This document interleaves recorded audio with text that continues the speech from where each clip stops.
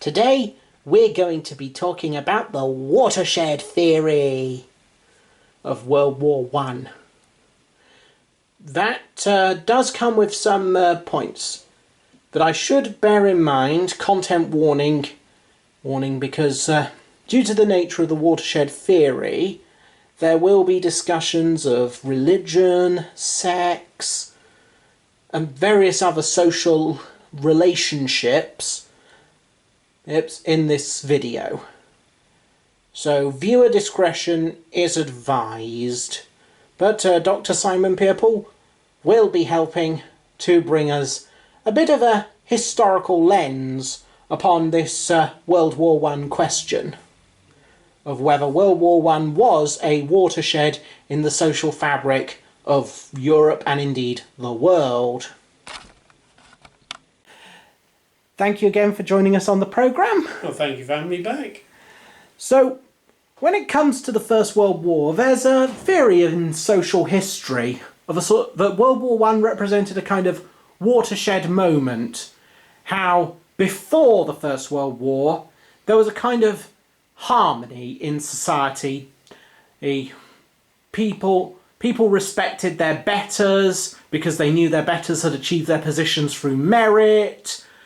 People got on with their work, went to church on a Sunday, didn't have sex till they were married, and generally sort of got on with their lives.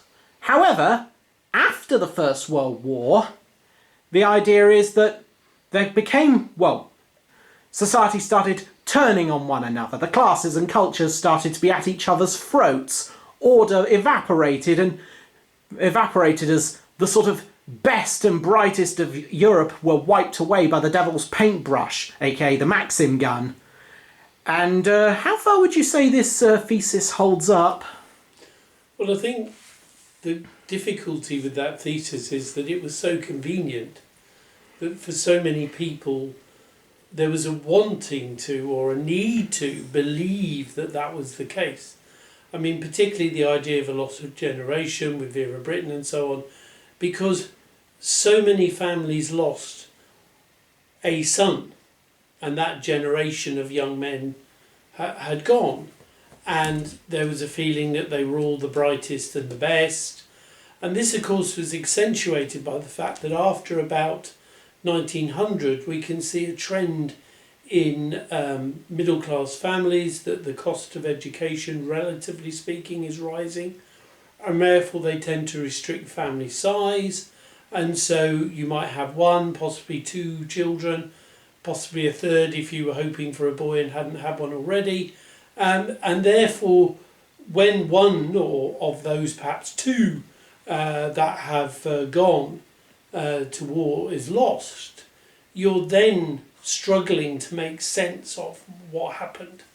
And when things don't work out, it's easy to start saying, well, of course, if they'd been here, then it would have been different. And you can see the impact, for example, in Douglas Hurd's memoirs, where he talks about how his funds to go to Eton actually came from a trust that was originally to pay for a young man who was killed in the war. And had not therefore used up all the trust, and he got the benefit. So it is very much a convenient thing to want to believe that these young people who were sacrificed in the war machine would have made a difference to the society that they left behind. But there's much, much more under the surface that needs exploring.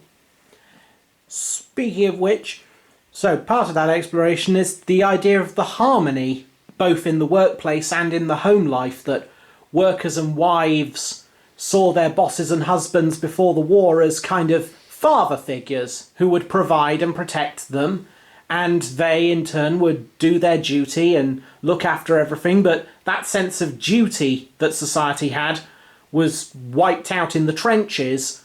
Would you say that there's much to this? I think the issue that you'd have to take with it is that perhaps compared to before the war, there were signs of acceptance of a degree of recognition of social class and social understanding. But the big problem with it is there was so much going on before the First World War that to argue that it was a period of harmony and stability is a real struggle. So if you start with Britain, it was clear that the Liberal government of 1906 faced really big challenges from, first of all, to take the obvious example, the suffragettes and women, and therefore the whole status of men in society versus women was under threat. Now, clearly, the suffragettes' role has probably been exaggerated in the sense that they appealed to a certain class of women in particular, and whilst there were working women and unions and so on, the reality is that probably the threat to social status was quite limited outside of an educated middle class. But nonetheless, it does demonstrate that there were women challenging the traditional patriarchal view of society. London University had been founded partly to allow women to take degrees. The match girls at the other end of society came out on strike because they were having their wages deducted to pay for a statue of Gladstone that the owners of the factories wanted to put up. So there's two examples of women challenging society, even away from the headlines of the suffragettes, Emily Davidson and so on. So all of that is a challenge to society that existed well before the First World War. The whole movement for greater opportunities for women, the reform of the Contagious Diseases Act, the enfranchising of women in the Local Government Act of 1893, all of these things change society.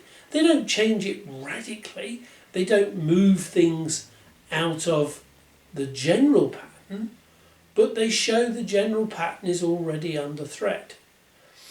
If you then look at the role of class in society, of course there was still this huge dominance. I mean, the idea of paying MPs in 1912, which was an original Chartist demand of the 1840s, finally comes about with some recognition that with a wider franchise, MPs are being elected who don't have a private income.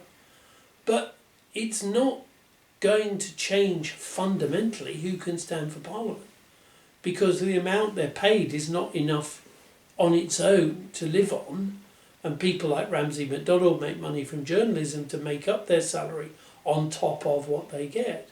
So that doesn't change things totally, but it is a challenge. The House of Lords, the reform of the House of Lords, the removal of its absolute veto on passage of legislation through the Commons is a major attack. And famously, Lloyd George made that a class attack, talking about the 500 men who sit and do nothing, the idle, and the bringing in of super tax, the argument that unearned income should be taxed aggressively, the introduction of death duties, arguably one of the most fundamental attacks on a ruling class which passed wealth from one generation to the next with all the privileges that carried. So all those things are going on before the First World War in Britain, which was seen as one of the most stable countries. Extend that further, Churchill, for all his subsequent achievements in World War II, was busy having the miners suppressed by the army in a way which Margaret Thatcher would have admired.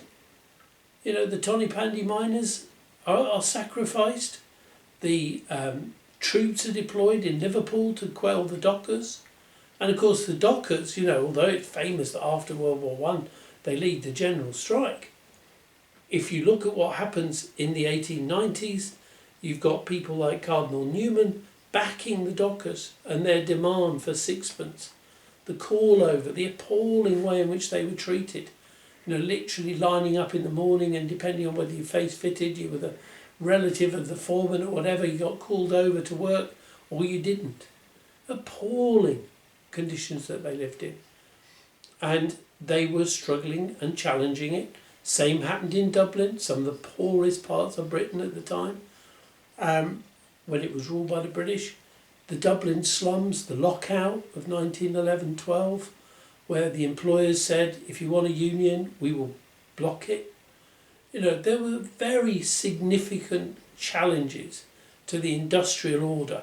You could argue they were largely less successful than they were after the First World War. But nonetheless, they were challenges and they were brutal.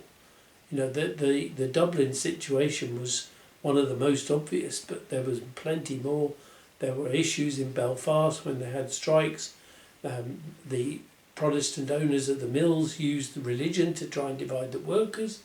The appalling treatment of those who lived in the so-called bogside because it was a cheap bit of dairy. Effectively the cheap labour that was brought into the north in the Industrial Revolution. So there were lots and lots of challenges to the established order. And on another level, if you mentioned about going to church, I mean, people didn't go to church. It's one of the great myths. They did relative to today, but they were not going to church in the numbers that they were meant to go to the church in.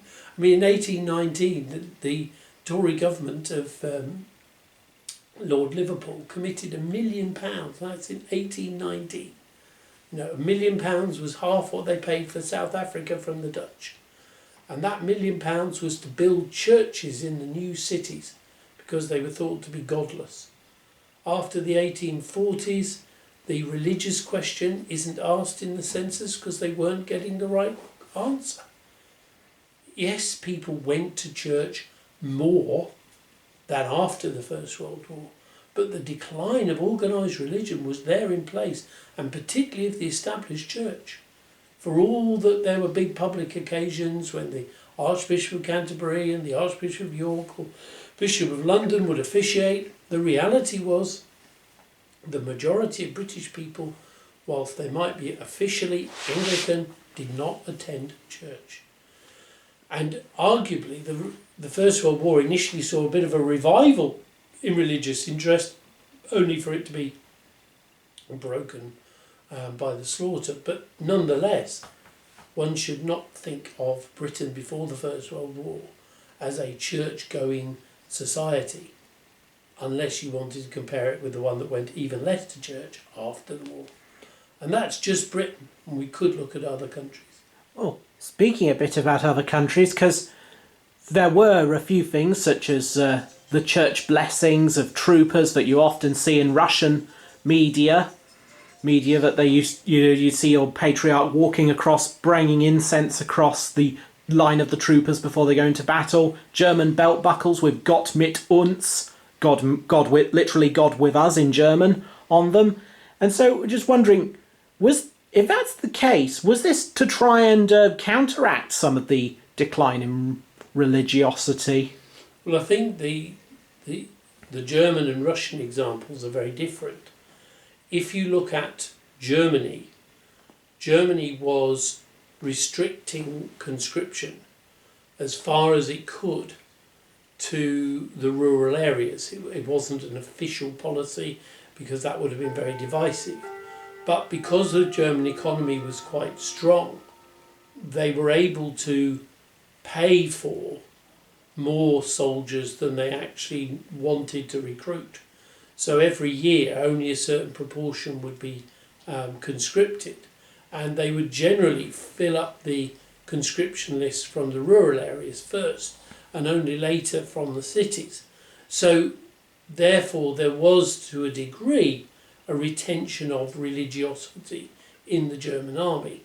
But it was again part of that social control mechanism where it was felt that those in villages who were known to the local parson would be able to, if you like, be constrained to go to church because everybody would know that Helmut wasn't there because everybody knew Helmut, in their small village.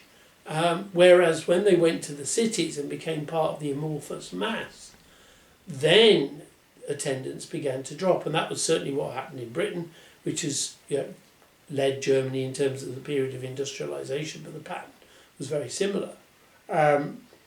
One of the things that happened in Germany, though, that was less true in Britain, was that, for example, the Rhineland was heavily Catholic, and it retained its identity. So in the factories, you still got church attendance, but it was Catholic church attendance, not Protestant church attendance. So you had an element of regional identity within the structure of Germany.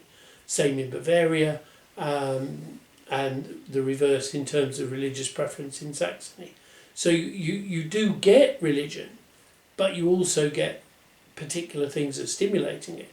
If you want an example of where religion was in many ways much more divisive, look at France. The Dreyfus affair took the level of debate to a very high degree. The idea that the army was controlled by a Catholic elite who were anti-republican and had sacrificed Dreyfus to protect one of their own. That pitched it to a very high level, but nonetheless the issue was that within French society there was a big division between the rural Catholic peasantry and the growing number of more atheistic doctrines being put forward in the cities amongst the working class. And that permeated through to society as well. So if you look at 1912, the French government have to threaten to conscript the railway workers to force them back into work during a massive wave of strikes. People were so worried that the French working class would not follow the call to arms in 1914.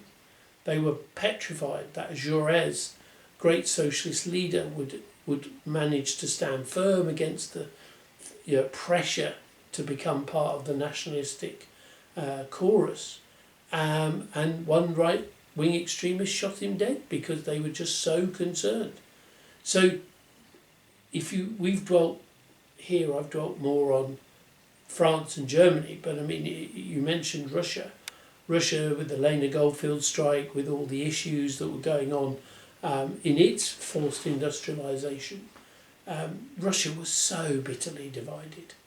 And the fact that, yes, you could bring the peasants to the battlefield and walk around with icons and, that bit of evoking of society, which of course was possible because 90% of the Russian army, even if it was evenly recruited, which it wasn't because it would still be a little bit disproportionate to the peasants because it was easier to get them.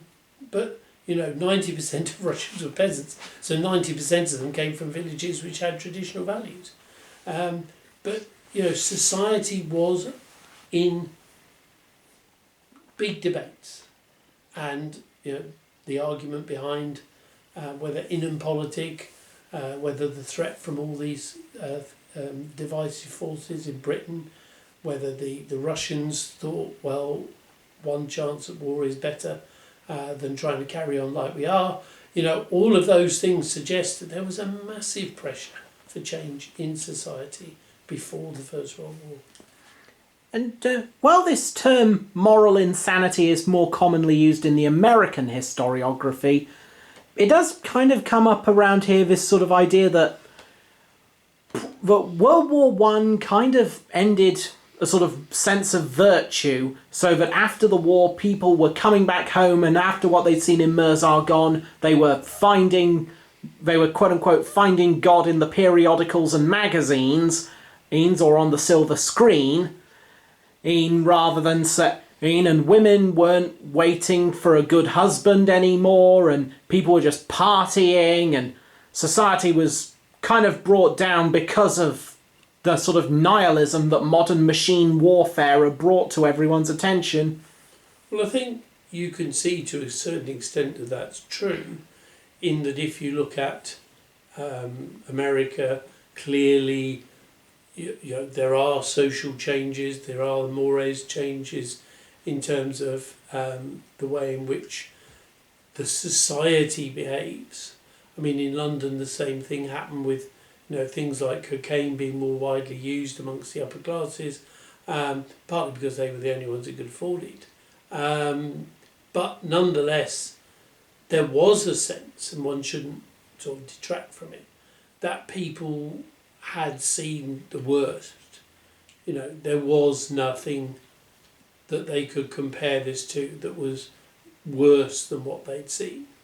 And it was dehumanising. But there's more to it than that. But I think it's fair to say that if you line up in a trench and you go over the top and maybe 40% of you become casualties, there's no way of knowing who's going to get caught by a bullet. The whole sense of it was a sense of roulette. Everybody steps out the trench, everybody runs forward in a line. In the earlier part of the war, a bit more sensibly later, but people go forward, and you're the one where the artillery barrels drop short and you're caught in your own fire, or you're the ones opposite a crack group of machine gunners who held out longer than the others. All of those things are dehumanising because they do not matter what you do. They do not care about your own personal qualities. You could be the nicest person in the world, but unfortunately you're right in front of that hidden machine gun and you're the one that gets shot. So that's the reality that they've come back from. But nonetheless, there are things going on in society which are quite interesting in the sense that they retain a degree of order.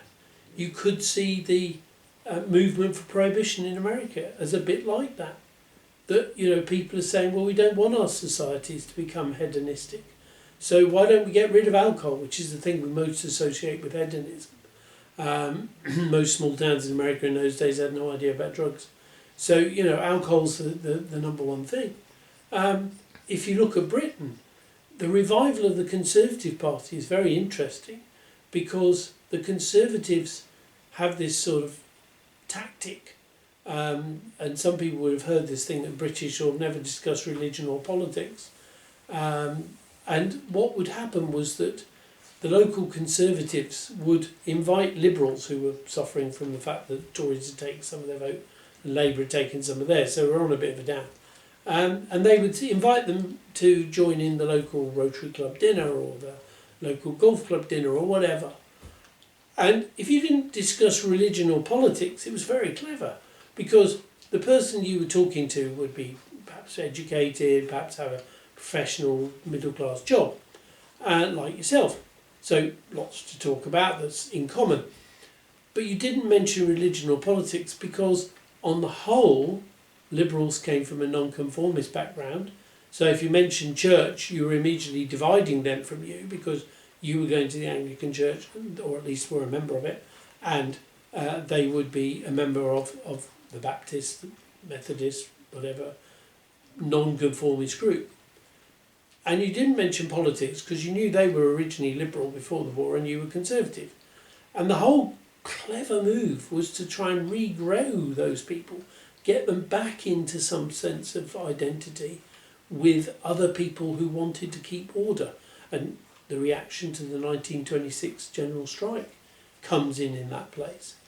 If you want to look at it from a social point of view, one of the things that became quite big during the 20s, but particularly in the 30s, was gardening.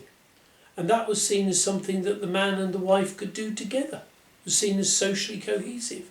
So, she might be the one who picked the colours of the roses or did the gentle work, and he did the heavier work. But nonetheless, they did it together. So it was a family thing. It was a socially cohesive approach. Those things mattered to people and were regenerating. If you look at what happened in Germany after the First World War, most of the upper classes stayed in charge. They kept their money. 90% of the judges that were in pre-war Germany carried on under Weimar. Famously, the judge that tried the Hitler Putsch trial was a well-known person from previous regime. The decision to invade the Ruhr in 1923 with foreign troops by the French led to children being born who, because they were born to a colonial soldier and a local German woman, stood out socially, stood out racially. When was the list of those people put together? Weimar Germany. Carried out by the Nazis. But they were putting together a society that stuck with where they were before. The Ruhr lockout of 1927, after the British miners had their pay cut in 1926, the owners of the German mines locked out their workers to make them take less money, to restore their economic competitiveness. So, the things that were happening before the First World War were also happening after the First World War, both in terms of breaking up and of putting back together. So it's interesting juxtaposition. Mm.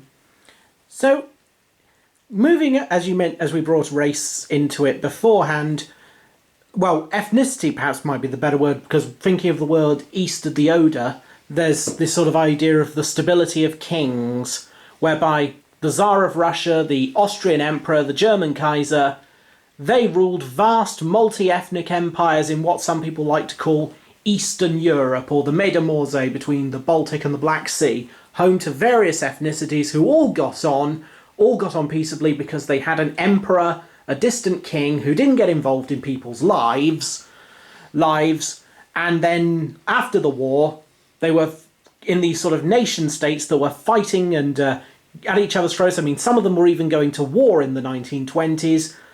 And how far was there a sort of stability of kings? Well, I think we dealt with that in a previous episode largely, but I think it would be fair to say that there was stability and there was instability. So, for example, if you look at the pressures within the Austro-Hungarian Empire before the First World War, they're very strong. And we've got a famous instance where Parliament people would blow trumpets using kettles and all kinds of things to object to other people speaking in their language, their own language as opposed to German. There was huge tensions within Russia. The Poles tried to break away in 1825. Just as one example, you had tensions between the Russians and the nations that they were trying to influence. So you had lots of different tensions before the First World War, even though they were painted on a map. I mean, it's a bit like the British Empire, isn't it? You can't ignore the fact that there were people within it who wanted to get out of it. They were more successful after World War One than they were before, but nonetheless there was tension, there was a desire to break out. And one has also got to remember that the economics of pre-war were exploitative in different ways. So, people were, even in the 1840s, Manchester Cotton was putting Iranian silk weavers out of business. The repercussions across the world of all those things that were going on. I mean, the revolt in Egypt, the tensions over control of the Nile between Britain and France, didn't lead to war, but led to a rapprochement. But that rapprochement was driven by a joint desire to avoid German domination. So all of these things are going on, and as we said right at the start, it's easy to see the First World War as the moment when direction changed, the watershed.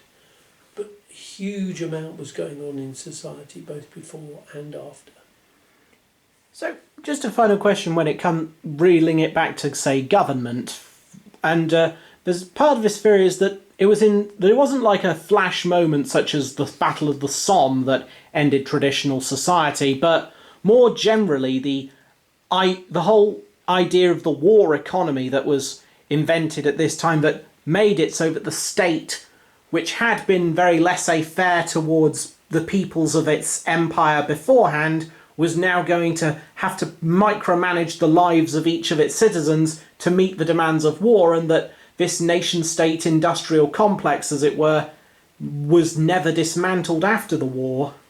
Well, I think that's challenged to a degree by the way in which, arguably Britain had developed some social policies, old age pensions, etc., and some things like school meals that suggested that they were moving towards a social awareness, albeit school meals was driven by the lack of recruits for the Boer War that were healthy.